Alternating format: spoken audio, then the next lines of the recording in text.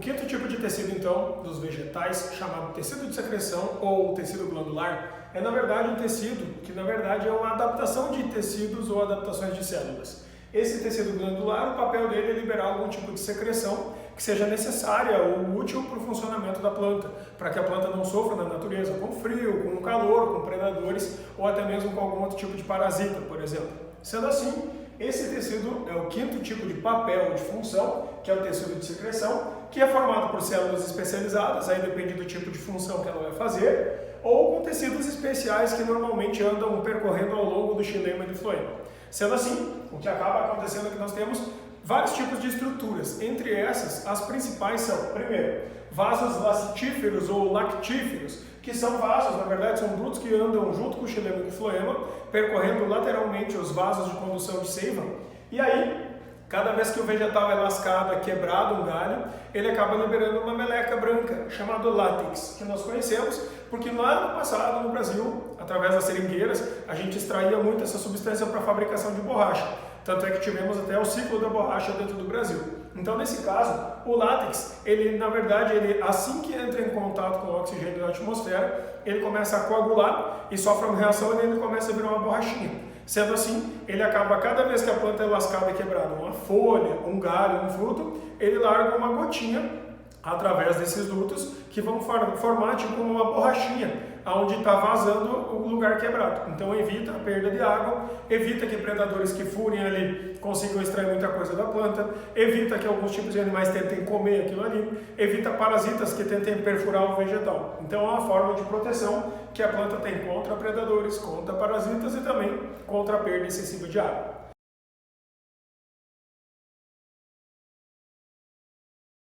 Já um segundo grupo que nós vamos ter então de tecidos são os vasos resiníferos. São vasos similares aos vasos de látex, só que agora esses vasos eles liberam outra substância. O látex é muito comumente encontrado em plantas como o caso do figo, por exemplo. No caso das resinas, as resinas e óleos podem ser liberadas para dentro do vegetal, tornando a planta uma planta mais impermeável, evitando que ela apodreça mais facilmente, mas também podem ser liberados para fora. Cada vez que a gente tem o vegetal lesionado, lascado, quebrado ou cortado, ele libera uma substância gelatinosa, pegajosa, muito grudenta, que é formado por uma mistura de álcoois muito grandes, que acabam formando um aspecto pegajoso. Sendo assim, esses óleos e resinas que são liberados, eles acabam tendo um poder de queimar muito grande, são altamente inflamáveis. Sendo assim, esse tipo de planta, quando libera isso, cria uma meleca grudenta, pegajosa, normalmente com um cheiro bem forte, e que é uma substância que vai grudar qualquer coisa nela. Sendo assim, se quebrou um galho e vaza essa meleca, ela cria uma gelatina assim pegajosa por cima que o bichinho que encostar ali vai ficar preso. Dessa forma, eles não conseguem atacar o vegetal. É uma forma de se proteger de predadores e parasitas, como é o caso dos vasos anteriores, e também do excesso de perda de água.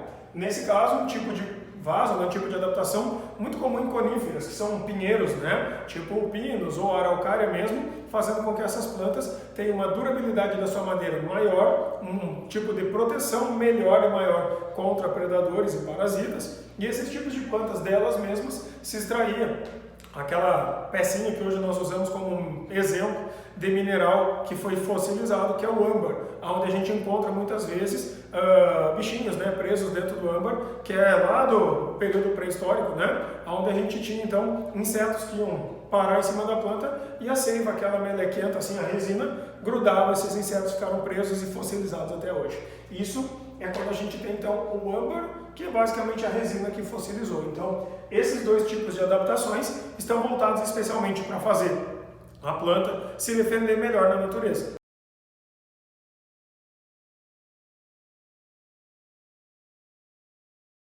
Mas tem vários outros tipos. Por exemplo, tu tem pelinhos que podem ser secretores, que nem é o caso da urtiga, que tem um pelo, que é um tricoma, que tem liberdade para liberar substâncias químicas urticantes. Tem glândulas de sal para plantas que vivem em ambientes salinos demais eliminarem o excesso de sais. A gente pode ter também, por exemplo, outras adaptações como glândulas digestivas encontradas em flores de plantas carnívoras para liberar enzimas de digestão para insetinho, que nem formiga, mosca, etc. Então, tem vários tipos. Então, alguns dos grupos que nós temos mais importantes estão aqui. O terceiro grupo importante que a gente vai ter, então, é o grupo dos hidatódios. Os hidatódios são adaptações que ficam lá na pontinha, lá na extremidade das nervuras de uma folha, e lá naquela extremidade quando a gente tem períodos que está com a atmosfera úmida demais, choveu bastante recentemente, o chão tem um volume de água muito grande e está difícil da planta eliminar pelo processo de transpiração comum, o excesso de água. Se ela transpira menos, ela puxa menos água do chão, então ela tem que forçar a saída de água para a atmosfera através das suas folhagens para facilitar a entrada de água pela raiz e subida de água pelo caule. Então só tem um jeito, fazer força para empurrar o excedente dessa água para fora. Nesse caso, são conjuntos de células na extremidade da folhinha, chamadas de hidatódios, que fazem isso. Esse fenômeno que acontece nesse processo aqui é uma atividade chamada de gutação, que é a liberação de gotas, guta é gota, tá? Então, gotejamento. Então é normal que em dias que estejam assim, mais abafados, com a atmosfera muito úmida, com bastante água no solo, se não está conseguindo evaporar, a planta começa a liberar, normalmente árvores, liberam gotículas de água. Isso é o fenômeno de gutação, liberado diretamente pelos hidatódios. Então, nesse caso, é um tipo de processo bastante comum em períodos onde a gente vai ter maior intensidade de chuva e temperaturas média para elevada, certo? Então, o último tipo dos tipos de adaptações mais importantes, assim, ou mais recorrentes, que nós vamos ter dos tecidos de secreção, são os nectários. Como o próprio nome já sugere, nós vamos ter um tipo de glândula que tem como principal papel, principal atividade, a secreção de néctar. O néctar, na verdade, nada mais é do que água com determinados tipos de carboidratos adocicados. Então, o que acaba acontecendo é que esse néctar ele pode ter dois tipos de papéis diferentes. Primeiro, quando ele está na flor, ele é chamado nectário floral. É aquele que vai estar lá na flor para atrair o polinizador, tipo uma abelha, ou de repente uma mosca, ou uma formiga, ou até mesmo um beija-flor, que vão lá através do voo, né, ou vão andando até lá e vão basicamente para buscar esse açúcar. Então esse nectário floral é para promover a polinização.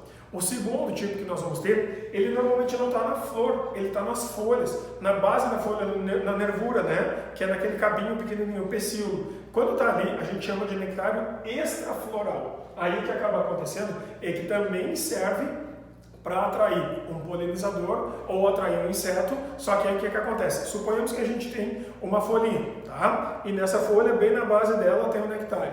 Enquanto a formiga está ali se alimentando daquele néctar, ela não vai deixar nenhum predador chegar perto daquela folha, porque senão vai tentar comer ela vai picar o predador. Então é uma forma de proteger a planta. Então quando a gente tem nectários extraflorais, esses nectários extraflorais normalmente eles estão espalhados ao longo da planta, quase sempre nas suas folhagens, para trazer insetos que vão fazer algum tipo de patrulhamento, uma forma de proteção. Vai ser uma relação ecológica favorável, benéfica, harmônica, bom para ambos, onde o inseto ganha comida e a planta ganha proteção. E aí, nesse caso, esse tipo de papel não tem a ver com a reprodução, não tem a ver com a polinização, mas sim tem a ver com a forma de proteger a planta de predadores, de herbívoros que possam vir tentar comer aquilo ali. Então, sempre que a gente tem esses tecidos de secreção, esses tecidos de secreção promovem principalmente algum tipo de atividade extra, um plus. Essa atividade extra que ela vai fazer serve basicamente para garantir um outro tipo de papel que a planta não faria com seus tecidos convencionais.